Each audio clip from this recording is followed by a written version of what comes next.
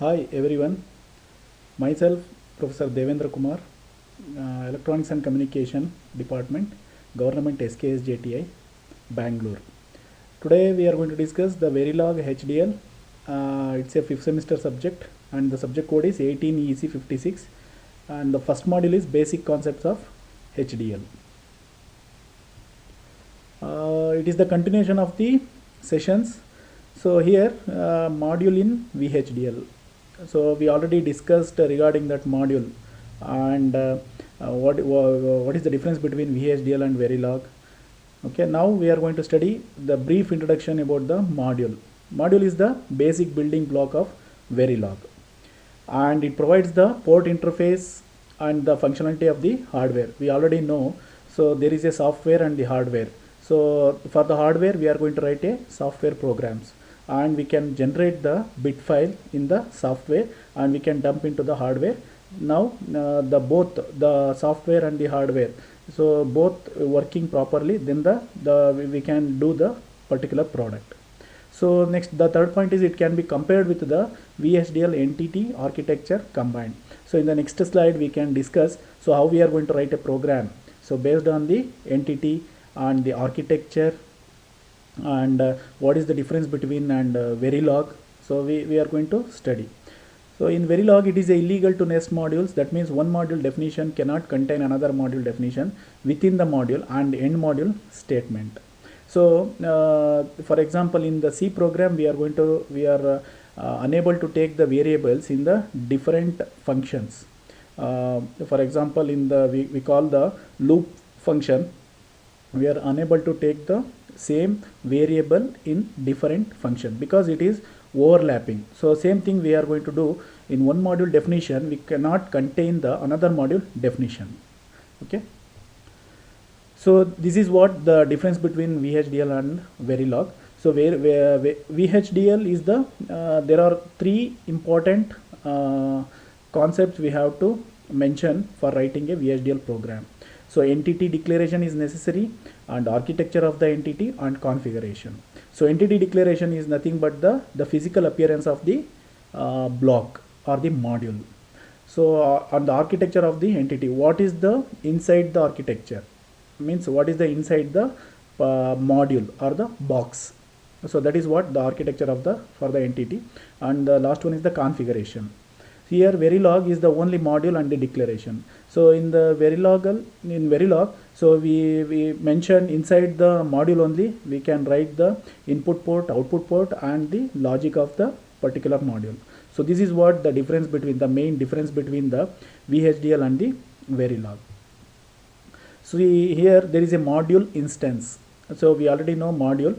So now we are going to call it as module instance. What do you mean by module instance? A module provides a template from which can you can create actual objects. Clear? So we are going to create an object. See, it is nothing but what virtual memory. Clear? So there is a virtual classes. So it is regarding that we are going to create the objects. When a module is invoked, Verilog creates a unique object from the template. So each object has its own name, variables, parameter and IO interfaces. So the process of creating objects from the module template is called the instantiation and the objects are called instance. See, the process of creating the objects means, so suppose if you are going to give any, you are going to write any program. So for that program we are going to give some name for the particular templates. Okay, so sorry, the objects. So for the module we call it as what, the template. So that is what we call it as a instantiation. So the best example is once you return a delay program in C program, we keep on calling the delay program wherever it is necessary in the main function. So we call the delay, keep on we are calling the delay program. So that is called, it is nothing but the instantiation. So and the objects are called the instances. In example, the top level block creates 4 instances from the top T flip-flops template. Each T flip-flop instantiates D flip-flop and an inverter gate. So in the previous session, I explained the T flip-flop, and inside the T flip-flop there is a D flip-flop and the inverter gate. So here the T flip-flop is the template and the T flip-flop is the instantiates with the D flip-flop and an inverter gate. So each instance must be given a unique name. Okay. See, same, there is a example, they are written in the example with the different names. Okay, so here T flip-flop, T small letter T FFO and TFF1, TFF2, TFF3. So this is what the different names we call the particular blocks. Clear? So this is what the instantiation. Clear? So here there is a simple gate level Verilog program. So how we are going to write a program? So this is a module full adder circuit. So there are two XOR gate, two AND gate and one OR gate. So A, B and C in is the input, S and C out is the output. So here I am going to write a Verilog code for this circuit. Module full adder. Full adder is the module name. Clear?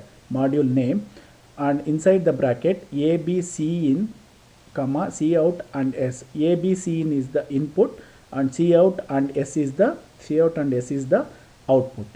Okay, input and output inside the full adder. Okay, so module name in bracket there is a input port and the output port. So input is what? A, B, C in, and output is C out and C out comma S. So we are going to take wire W1, W2, W3 and W4. So here wire we are going to take, so here there is a point, for this point I am going to take W1, and for this W2 and W3. Clear? So W3 and W4 we are going to take here. So here W1, W2 and W3 and W4 wire. Clear? So XOR W1 A comma B. XOR means, so here the output of XOR 1. Okay, for this, so there is a W1 and A and B is the input and W1 is the output for the XOR gate. Okay, AND gate W2. Okay, here they are going to take W2 for this, so we can take W3 or W4. So here in this program they are taken as W2. W2 for the AND gate, W2 is the output and A and B is the what? Input for the AND gate, and W2 is the output for the AND gate. So next another AND gate, for this AND gate W3. So here they are going to take the output for this W3. So and W1 is the input and C in is also a input. Okay, so there are what? W3 and W1 is the input and C in W1 and C1 C in is the input and W3 is the output. For this XOR S is the output and W1 is the input and C in is also input. Okay, the last one is OR gate. So OR gate, C out is the output, W3 and W2 is the input for the OR gate. So this XOR output is the W1 and this AND gate is the W2. The output is W2, wire W2, and this is the W3. Okay, so W1, W2, W3. Okay, so for this XOR gate, S is the output and W1 is the input and C in is the input. Clear? So based on this structure, I am going to write the module of the full adder. So why we are going to take this XOR and XOR and OR. So these are all what? These are all the basic logical functions we are going to use in the Verilog. So what happens? W1 comma A comma B means it is going to happen the XOR operation inside this what? Gate, XOR gate. So all of you know the XOR gate truth table. So when 0 1 or 1 0, so it will give the high output, 0 1 and 1 0 condition, when the input is 0 0 or 1 1 condition, the output will be 0. We will get the 0 output. So for the AND operation, it is a multiplication operation. So AND operation means when the input is high and any bit is 0, it is give the multiplication operation. Okay, only 1 1 condition, then the AND gate is, the output of the AND gate is high. The same thing for XOR in the previous. Okay, XOR and XOR, here there are two XOR gates, so same operation. Okay, and is also same operation. OR is addition operation. So 0, the truth table condition is 0 0 is 0, 0 1 1, 1 0 1, 1 1 1. Okay, we will get all the bits except the 0 0 condition, means addition operation will happen in the OR gate. Clear? So this is what we will finally, we are going to write the end module. So this is the full adder Verilog program. Okay, so in the Verilog we are going to write this simple gate level program. Next is VHDL realize the AND gate. Okay, so here there is a how we are going to write the AND gate. So in the previous the difference between previous slide, the difference between Verilog and the VHDL. So in that we can see the entity and the architecture and the configuration. So entity means what? Entity is nothing but the physical appearance of the block, okay, or the box. So here the physical appearance of this AND gate is what? Input A and input B. So here the entity and the entity name you can give AND gate, AND underscore gate, or AND 1 underscore gate. So you can give any variable name for the entity. So after that, port A, B and Y. So here input A, input B and output. So A and B is the in STD logic and B is the in STD logic and Y is the out STD logic. So now end AND gate. AND gate means it is nothing but the entity name. So that we are going to mention here. Okay, this is the entity part. Entity part is nothing but the physical appearance of the circuit. So that's why we are going to mention A, B, Y. Okay, so next is what? Architectural behavioral of AND gate. So architectural behavioral of AND gate. AND gate is nothing but what? The entity name. So that's why we have to take AND gate here. Clear? Is begin. So these are all common, the instruction we have to write. So we have to use architectural behavioral and of AND gate is begin. So these two is common for any program, for any VHDL program. Y assigning, so lesser than equal to A and B. So the output Y assigning A and B, the operation. So what is going to happen? So end behavioral. Okay, so here there is a truth table.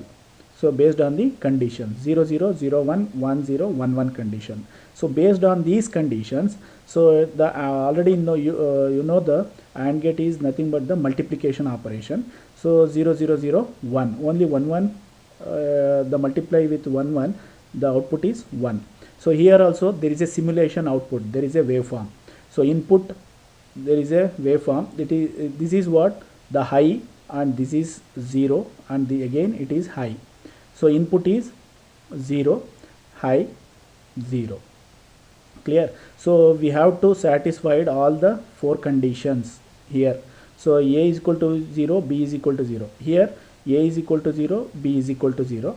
What is the output? Output is 0. Here we will get 0. Here next condition is A is equal to 1, B is equal to 0. So what is the output? 0. A is equal to 1, B is equal to 0. What is the output? 0. And A is equal to 1, B is equal to 1. What is the output? Y is equal to 1. So 1 1 is, output is 1. So based on the conditions, so the program will execute, the depends on the logical functions. Here one more thing, in the before entity we are going to write the So the IEEE standard 1164 package declares the STD logic library IEEE. Use IEEE standard logic underscore 1164 dot all. Use IEEE dot std logic underscore arith earth dot all. Use IEEE dot std underscore logic underscore unsigned dot all. We can give, why we are going to give this one IEEE standard logic, because it is a library functions. So whatever the logic operations, whatever the arithmetic operation, ALU operations, everything is going to happen inside these libraries. So that's why we are going to use this library functions. So before writing this program, we have to write this IEEE standard functions. All of you keep in mind. So while you are going to write the entity and the architecture, so we have to use the semicolon. Okay, but in the Verilog, the end module, and there is no space in the end module, end and the module. So we have to write in the continuous end module. There is no full stop and there is no semicolon in the module definition. Clear? So this is what the difference between the VHDL and the Verilog. Okay, this ends the session. Thank you.